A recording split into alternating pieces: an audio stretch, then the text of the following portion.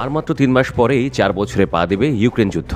এই লড়াইয়ে super power রাশিয়ার হাতে বেদম মার খেয়েও হার মানতে নারাজ কিয়েভ। উল্টো প্রতিরোধ গড়া ও পাল্টা আক্রমণ করতে ছাড় দিচ্ছে না সে।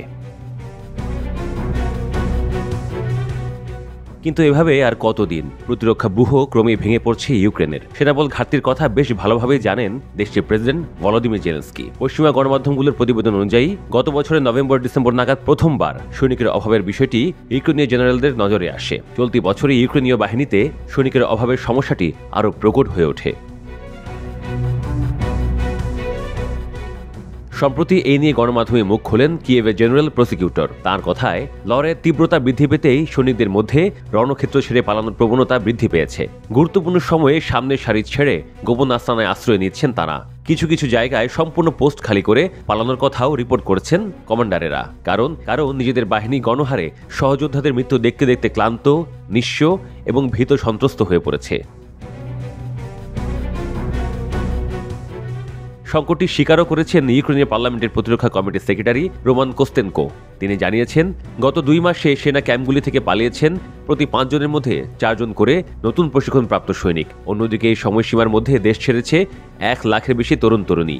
ঘুষ দিয়ে হলেও আন্তর্জাতিক সীমান্ত পেরিয়ে ইউরোপের অন্যত্র চলে গিয়েছেন তারা।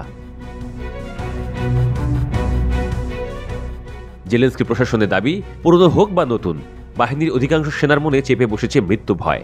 রাশিয়ার সঙ্গে লড়াইয়ে জয়ের সম্ভাবনা যে ক্ষীণ তা বুঝে গিয়েছেন তারা।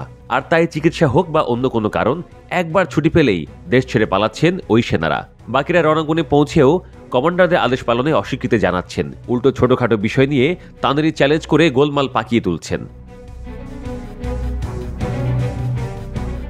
পলাতক সৈনিকদের জেলেনস্কি প্রশাসন ক্ষমা করে দিচ্ছে এমনটাও নয়। ধরা পড়লে সামরিক আদালতে বিচারের মুখোমুখি হতে হচ্ছে তাদের।